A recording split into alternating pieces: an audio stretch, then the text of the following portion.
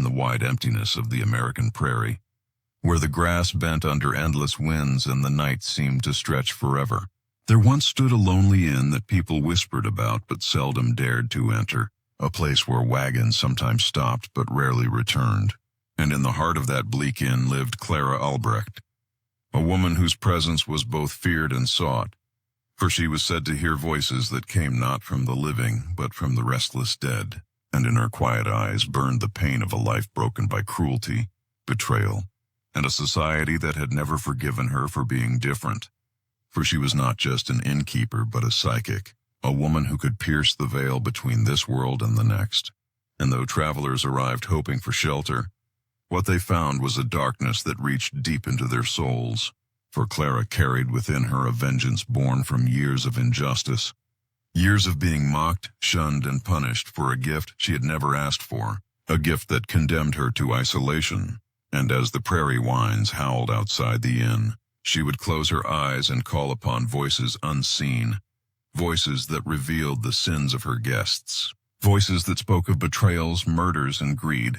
And when she listened long enough, she could tell which soul deserved mercy and which soul deserved punishment. But her punishments were not of this earth.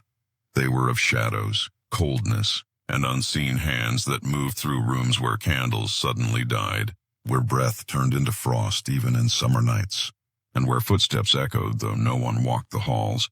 And so the inn became a trap disguised as refuge, a stage for Clara's revenge not only on those who wronged her but on all who carried within them the same cruelty she had suffered. For in every greedy merchant she saw the men who once cheated her father. In every arrogant soldier she saw the uniformed hands that once dragged her from her home when she refused to hide her visions. In every proud woman she saw the neighbors who had spat at her door, calling her cursed, and thus the inn became a mirror of her past, each guest a symbol of a tormentor long gone, and the spirits she commanded became her jury and executioners, striking without mercy, binding without rope, and silencing without blade, yet all of it cloaked in mystery so that no one could ever name her crime. For travelers vanished into the prairie winds and their wagons were found days later, horses half mad with fear, cargo scattered but never blood, as if the earth itself had swallowed them. And whispers grew that Clara Albrecht had made a pact, not with heaven, not with man, but with something deeper, older, something that loved revenge as much as she did. And while her neighbors gossiped in nearby towns, calling her mad or witch, they never dared to face her. For in her silence there was power, and in her solitude there was menace. And yet, if one looked closer, they would see a woman broken by injustice, a woman whose rage had been sharpened by years of cruelty until it became a weapon she could not put down. And in the way she watched her guests one might sense not hatred alone but a twisted kind of justice, as if she believed herself chosen to cleanse the earth of those who carried within them the same poison that had ruined her life. And so the Prairie Inn did not merely offer food and shelter, it offered judgment. And once a traveler crossed its threshold, the shadows began to stir. The whispers began to grow, and Clara would wait, silent and patient, until the truth of her guest was revealed. For she knew all secrets must rise, and once they rose there could be no escape, only the slow descent into the house of death where Clara reigned unseen yet all-powerful. Clara Albrecht had not always been the mistress of shadows nor the feared guardian of the Prairie Inn. Once she had been a child of promise, born into a family that carried both love and hardship, her father a German immigrant who tilled the stubborn soil with hands that cracked each winter, and her mother a soft-spoken woman who whispered prayers in the dim light of a single lamp. But their small farm was marked by misfortune and gossip, for Clara from the age of 6 spoke of visions no child should know, visions of neighbors' sorrows, of cattle that would die before dawn, of storms that would split the heavens. And when her words proved true, the people around her grew uneasy. For what they could not understand, they chose to fear, and fear soon turned into cruelty. So the little girl who could see beyond the veil became the target of whispered slurs, of stones tossed at her door, of children taught to spit when she passed. And though her parents defended her as long as they could, the weight of suspicion crushed them. Her father cheated by merchants who claimed his farm was cursed, her mother shunned in markets where no one would sell her bread, until poverty crept in like frost that never melted, and one bleak winter fever carried her mother away, leaving Clara and her father alone in a house of silence. And not long after came the soldiers, demanding grain for the fort, taking what little remained. And when Clara's father resisted, they struck him down in front of her eyes, leaving his body broken in the mud, while the girl screamed words of fury that froze the men where they stood. For in that moment her power fully awakened, and though they laughed it off uneasily, they never forgot the chill in their bones. Nor did Clara forget the image of her father's stillness beneath the gray sky, a wound that would never heal, and so she drifted alone into a world that hated her, wandering until she found work in a roadside inn, where she scrubbed floors and served men who mocked her accent, her silence, her strange eyes.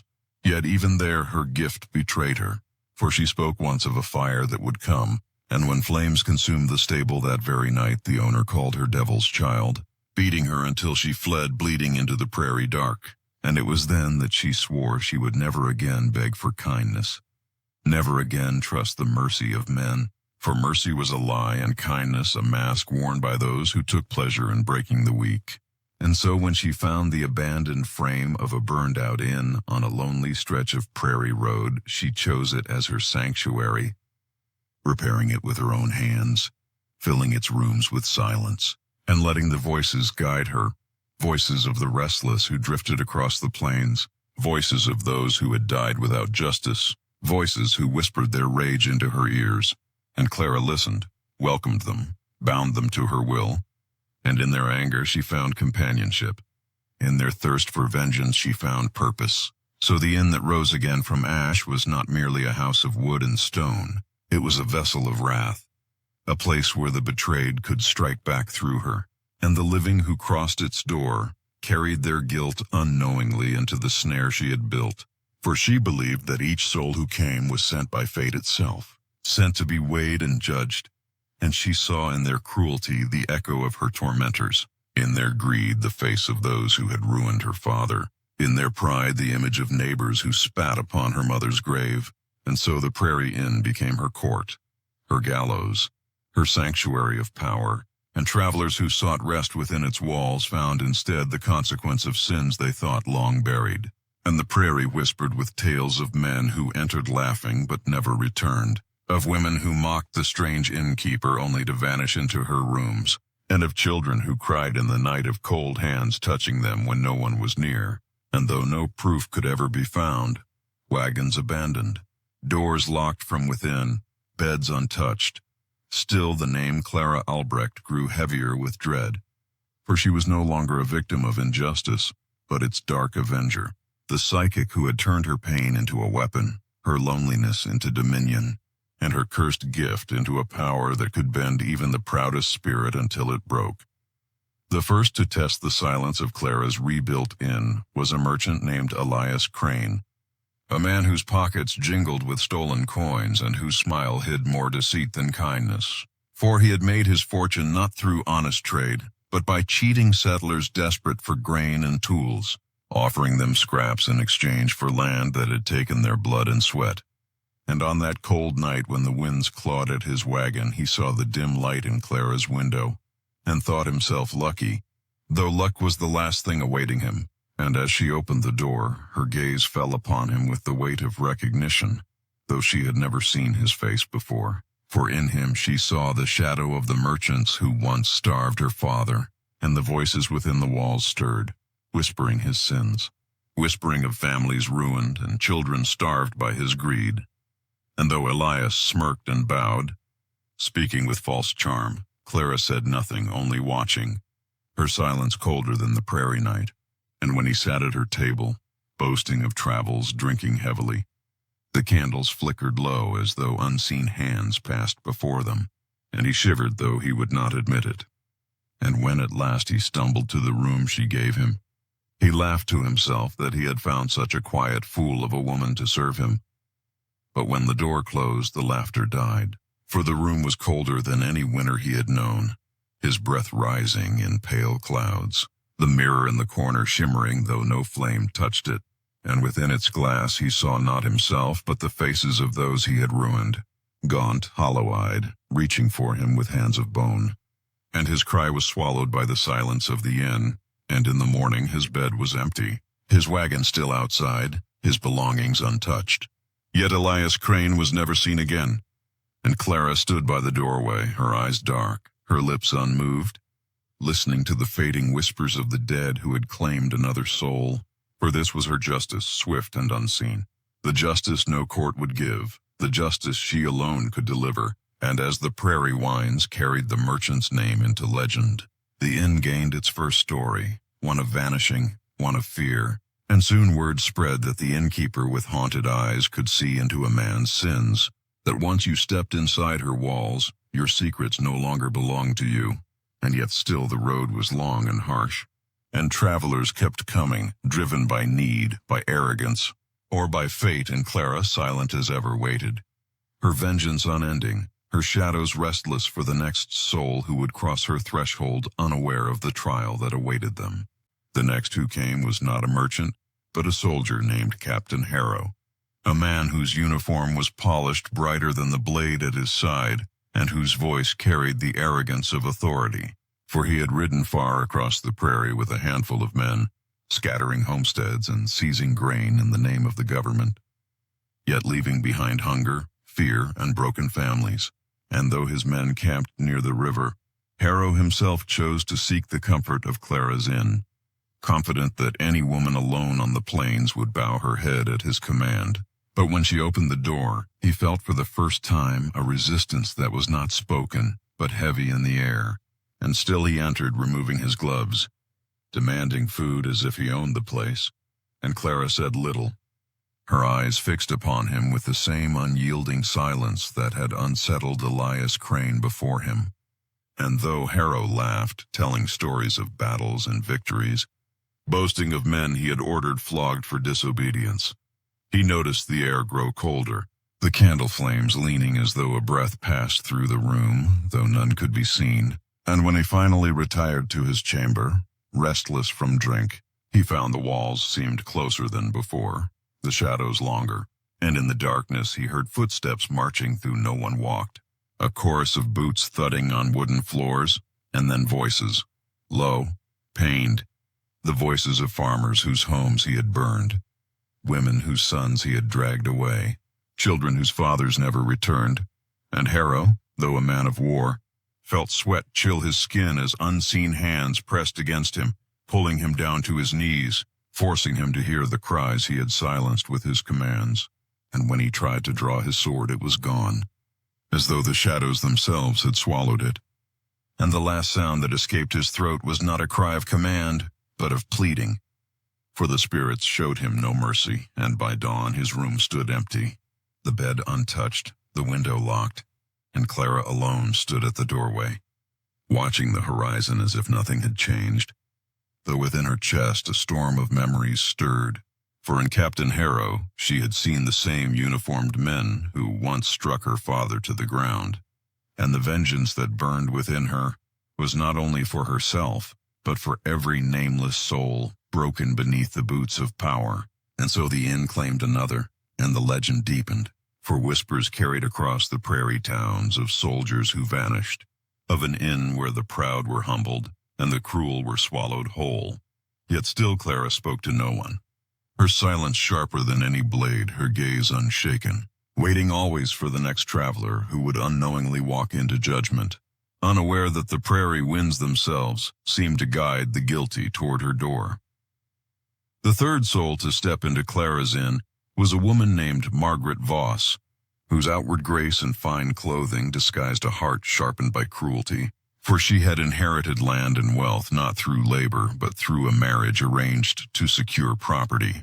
And when her husband sickened, she ensured his will left her everything, while his children from a first marriage were left to starve, cast out without coin or roof, and Margaret thrived on such power, walking through towns with a smile sweet as honey, yet behind closed doors wielding her fortune like a whip, crushing those who dared resist her. And when her carriage broke upon the prairie road and the driver sought shelter, he pointed to Clara's inn with relief. Though Margaret entered with disdain, looking around with a curl of her lips as if insulted by the simplicity of the place. And she treated Clara not as a host but as a servant, ordering, correcting, criticizing, yet Clara did not bow or frown. She only watched, her silence heavy, her eyes still, and Margaret, unused to such defiance, grew restless, demanding more wine, speaking of her lands, boasting of the tenants she had forced into poverty. And as she laughed, the walls seemed to bend closer. The fire sputtered low, though wood lay fresh, and shadows crawled higher along the beams. And when Margaret retired to her room, she found her bed not soft but strange. For when she touched the sheets, they seemed to move like breathing skin, and when she tried to call for her driver, her voice died in her throat. For in the mirror across the room, she no longer saw her own reflection, but the faces of children, hollow-eyed and pale, the very ones she had cast into hunger, their tiny hands pressing against the glass as though it were a window between worlds, and their whispers filled the chamber, asking why, asking where their fathers were, asking why their bellies hurt. And Margaret tried to close her eyes, yet the whispers sank deeper, becoming screams, filling her with a terror no riches could buy away. And when she turned to flee, the door had vanished, the walls stretching into endless corridors lined with faces of those she had betrayed, each one reaching for her, pulling at her silks until she stumbled, falling into darkness that swallowed her whole. And when morning came, her carriage still waited outside, her driver asleep by the fire. Yet Margaret herself was gone, her belongings untouched, her name another whisper on the lips of those who feared Clara Albrecht. And though townsfolk gossiped in distant taverns, imagining highwaymen or storms, Clara knew the truth, that the dead had claimed another voice of cruelty through her gift. And as she sat in silence by the window, watching the prairie bend beneath the rising sun, there was no triumph in her gaze, only a grim resolve. For her vengeance was endless, her purpose unyielding, and the inn stood as both her prison and her throne, a place where justice twisted into terror and the guilty paid debts no court would ever demand. The fourth guest came not with wealth or weapons, but with a Bible in his hand and sermons on his tongue, a preacher named Josiah Bell, who rode the prairie with promises of salvation, yet beneath his holy words lived a hunger for control. For he had built his reputation by condemning the weak, branding widows as witches, shaming orphans as cursed, and using the fear of hell to bend entire towns to his will, collecting offerings that lined his pockets while those he preached to remained in rags. And when storms rose and his horse sought shelter, Josiah too found himself at Clara's door, and with the arrogance of the righteous he entered, declaring the place smelled of sin, declaring the silence itself was unholy. Yet he sat at her table all the same, demanding bread and drink, quoting verses between bites as though each word made him pure. But Clara listened with the same stillness that unsettled all who came before, her gaze heavy upon him until he faltered mid-sentence. For though he had spent years silencing others, here his own words began to tremble, and as the night deepened he felt the weight of something pressing close, shadows lingering at the edges of his vision, though no lamp had moved. And when he retired to his chamber, he found the walls alive with whispers not of demons, but of prayers, broken prayers, desperate prayers of those he had humiliated, voices crying out for mercy he had denied. And the sound grew louder until the air shook with it, and Josiah dropped to his knees, covering his ears, but the voices rose higher, echoing the faces of women he had shamed, children he had frightened, men he had stripped of dignity. And as he tried to shout scripture, his voice cracked, swallowed by the roar of their grief. And in the mirror across the room he saw not his reflection, but a pulpit surrounded by shadows, and the shadows reached for him, dragging him down from the platform he thought was holy, tearing the Bible from his hands. And in that moment Josiah Bell's sermons ended forever. For by dawn the bed was empty, his horse still tied outside, and Clara, standing at the door, watched the prairie stretch wide as if nothing had happened, her silence deeper than prayer. And though she felt the weight of countless eyes upon her, the eyes of the living who feared her and the dead who obeyed her, she remained unshaken. For each judgment was a thread in the tapestry of vengeance she had been weaving since childhood. And with each soul the inn devoured, Her legend grew darker, and the prairie itself seemed to bend around her as though the land had chosen her as its executioner, its silent blade, its eternal judge. The fifth and most fateful visitor came one bitter autumn night. A young man named Daniel Albrecht, carrying only a tattered coat and the weight of his bloodline. For though Clara did not know it at first, he was the distant kin of her father's brother, the last fragment of family she had left. Yet unlike the others who entered her inn, Daniel bore not greed or cruelty but exhaustion, for he had been cast aside since childhood, branded with the same suspicion that had once followed Clara, mocked as a bastard, cheated of work, beaten by those stronger, until his only inheritance was suffering. And when he saw the faint light of her window through the prairie dark, he staggered toward it with hope that at last he might find rest. But Clara, hardened by years of judgment, saw only another shadow crossing her threshold and felt the voices stir, whispering of guilt though none had been spoken. And as she watched him eat in silence, she studied his face, the sharp line of his jaw, the weary eyes that seemed to mirror her own. And though she tried to summon the rage that had condemned the others, it faltered. For when the spirits rose in the room, their whispers were not of sins but of wounds, not of greed but of pain. And for the first time, Clara felt the walls of her vengeance tremble, for here was not an enemy but a reflection of herself, a soul broken by the same injustice, carrying scars of the same cruelty. And when Daniel slept in the chamber, she gave him the shadows moved, not to punish but to comfort, curling like smoke around his shivering body. And Clara, standing by the door, felt the strange ache of memory, of nights when she too had longed for warmth and found only cold. And the spirits seemed to wait for her decision, pressing upon her with the weight of destiny. For if she claimed him the way she had claimed the others, her vengeance would never end. But if she spared him, her silence would break. And as the dawn crept across the prairie, Clara stood torn between the power she had built and the humanity she had buried. The inn groaning around her as though the house itself demanded another soul.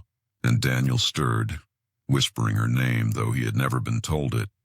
And in that moment she understood the truth, that her vengeance had not only destroyed the guilty but chained her as well.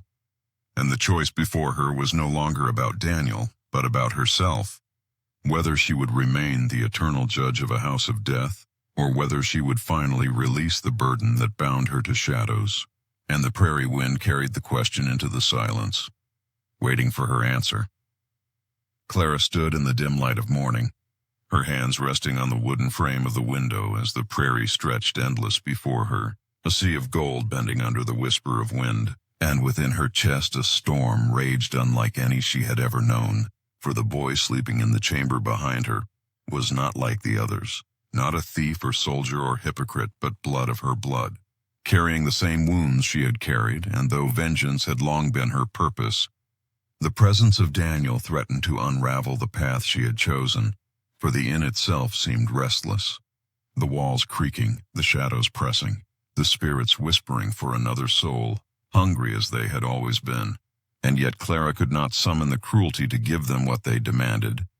And as she turned to watch Daniel stirring awake, she saw in his eyes not guilt, but recognition, as if some invisible bond had tied them together long before they met.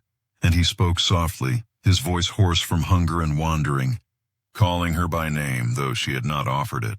And in that moment, Clara felt the weight of all her years, the loneliness, the endless cycle of punishment, the silence that had become both her shield and her prison. And she wondered whether the voices that had guided her were ever truly companions or merely chains binding her to the past. And as Daniel rose, his steps unsteady, he asked her why the air felt heavy, why the halls seemed to breathe.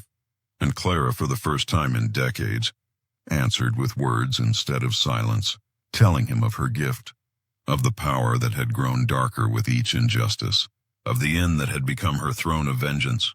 And Daniel listened without fear, for he too had known what it meant to be cursed by whispers, to be cast out by society that thrived on cruelty while punishing the innocent. And when he placed his hand on hers, Clara felt a warmth she had long forgotten, a reminder that not all blood was tainted, that not all bonds were chains, and in that touch she saw a choice more terrifying than any she had faced. For vengeance was simple. It required no courage to let shadows consume another soul, but forgiveness, release, to break the cycle of wrath that demanded a strength she was no longer sure she possessed.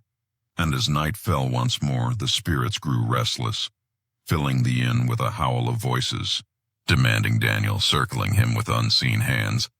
And Clara stood at the center, her voice rising not in command but in defiance, telling them they would take no more, that their hunger had ended.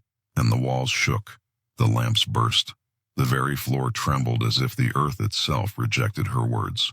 But Clara did not waver, her eyes burning with a fire greater than vengeance, the fire of choice, the fire of freedom, and she reached for Daniel, pulling him close, shielding him with her own body, declaring that if they wanted him, they must take her too. And in that instant the inn screamed, a sound that split the night, the windows shattering outward as shadows burst like smoke across the prairie, scattering into the endless dark, their cries fading into silence. And when at last the trembling ceased, the inn stood hollow, its rooms empty of whispers, its halls no longer alive. And Clara fell to her knees, trembling, her body frail yet her spirit unbroken. For she had done what she once believed impossible. She had ended the reign of vengeance, broken the pact that bound her, silenced the voices that had ruled her life. And when Daniel lifted her, his arms steady though his body weak, she saw in his face not the curse of their bloodline, but its salvation. And for the first time since her childhood, Clara Albrecht smiled. A fragile, fleeting smile, but real.